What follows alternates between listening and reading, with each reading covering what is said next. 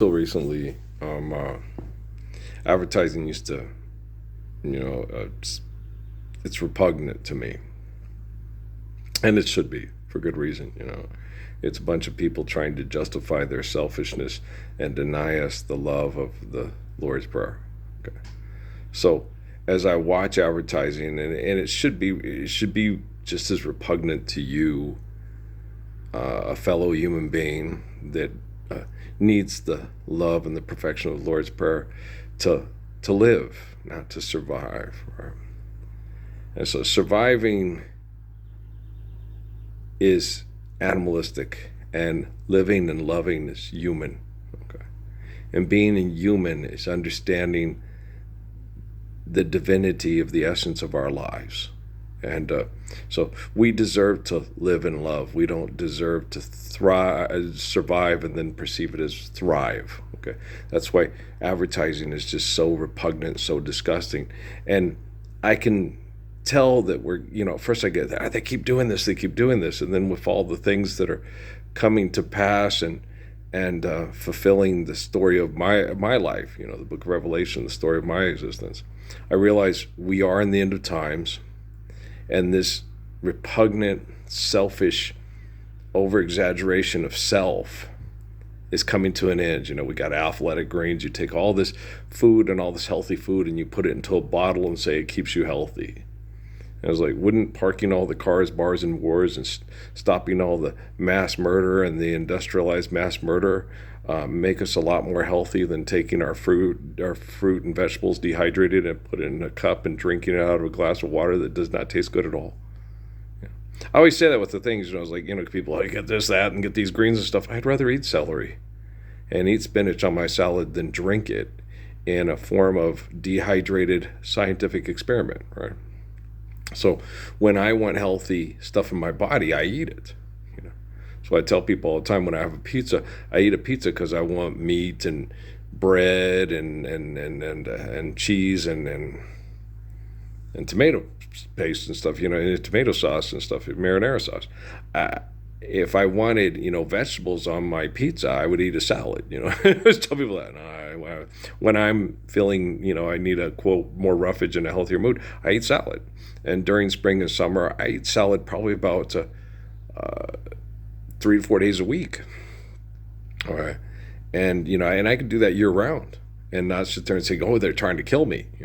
I really enjoy salads, and so and I enjoy, I typically have fruit for breakfast, and I enjoy that too. And because of all the chemical pollution in this genocidal, uh, horrible military reservation cesspool I live in, I also eat a lot of chips and salsa, and the intense vitamin C from the chili and the salsa helps keep my sinuses in a place where I can breathe without being too uncomfortable and buying over the counter medications and drugs to have my body survive this disgustingness, right? So I try to use things as natural as I can and try to survive this. And I know once all this unnatural and disgusting stuff ends, then like a river, when you clean out that river, that my body, okay, and our the blood and everything is so much percentage water that we need the water to live, will clean out, and it can help repair and clean itself out. And I know most people can do that. I know it's harder to recover, okay, when it's self-inflicted wounds, and it's easier to recover when it's inflicted by other people, because self-inflicted wounds are self-destructive and they have the problem of reoccurring. Whereas if it's inflicted by people that inflict them on you, once you stop the abuse, then you can recover from the abuse. And so what I'm trying to help people do is stop self-inflicting your wounds and having that affect your children, so we can survive, stop, eliminate abuse, and recover, right? Because it's important, because we're given life by the glory of God, and the natural laws given by the glory of God are what sustain us. And the glory of God is an infinite essence of all existence, not a possessive pronoun or a first person that is used to manipulate people with magic stories to get people to pay attention to them, because they're egotistically musing and using egotistical perception to make themselves feel and appear superior to other people, even though they're constantly feigning humility in the process. Like the Pope and the president of the Mormon Church. Oh, I'm humble and I'm righteous. You're a billionaire. You work for a billionaire corporation that must murder people for corporations. Okay, you're not humble at all. You're not righteous at all. You're not a good person. And all you people making money in media to be like your father, the devil, and your mother, Satan, you know exactly who you are. And if you don't know who I am by now, you're just in denial because you want your father, the devil, and your mother, Satan, to be almighty and all holy and all righteous and the great victors and the great winners of the great battle between the devil and God, right? Which is ridiculous. You cannot fight God. God's omniscient, omnipotent. Okay? If the devil tried to kill God, the devil would destroy everything for physical life to worship God, and it would all be a raging supernova evolving into a black hole, but there would still be God. God's an omniscient, omnipotent essence of all existence. Do you understand? Stephen Hawking was crazy. Okay, he was certifiably crazy, so is Chris Hitchens.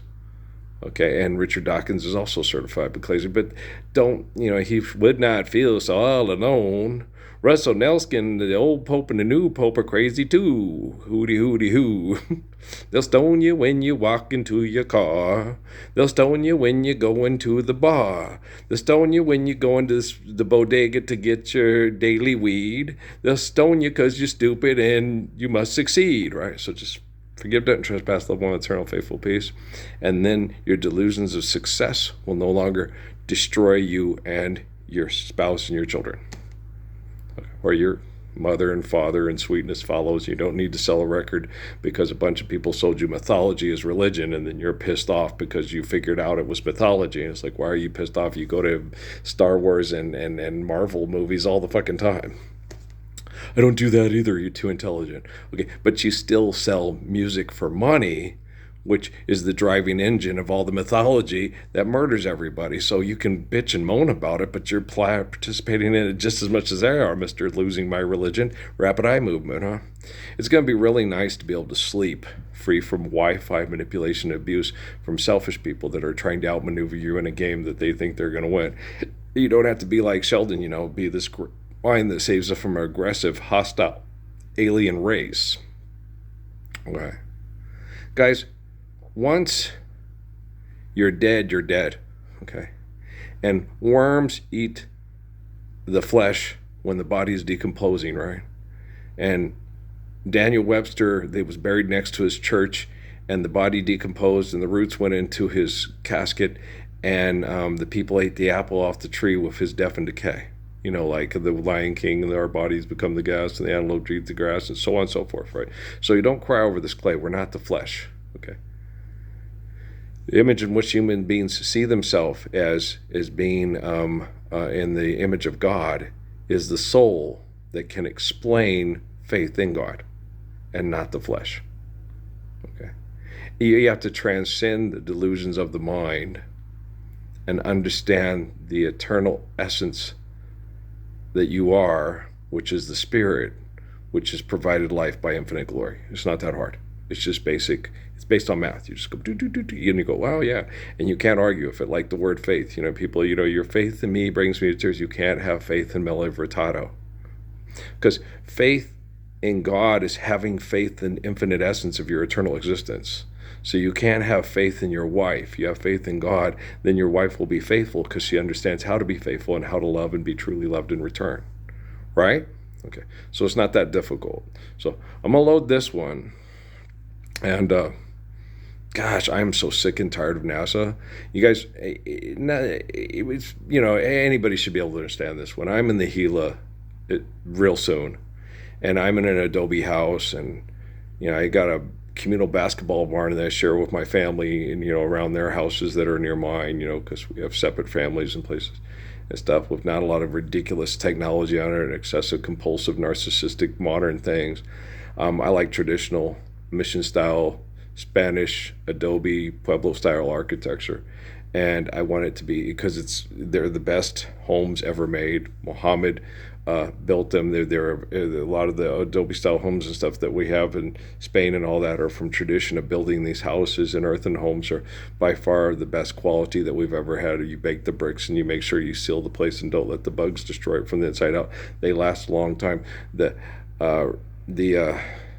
church in Glorieta here in New Mexico during the Pope Revolution, those walls are still holding.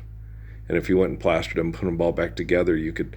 It's they let it go into too much decay, but if you maintain it, it can last for tens of thousands of years. It's very healthy, very if you build it right with a raised floor and ventilation and wooden floors and stuff, those places can be healthy and good dominus house to live in for hundreds and possibly thousands of years.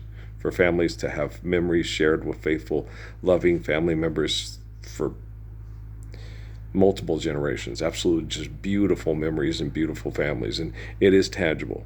Okay. You got to understand, when you're faithful and you're not jealous, you're not competitive, and you're not narcissistic, it is very tangible to live long, loving, meaningful lives through loving one another really good. Okay. I love you guys. I'll load this one up.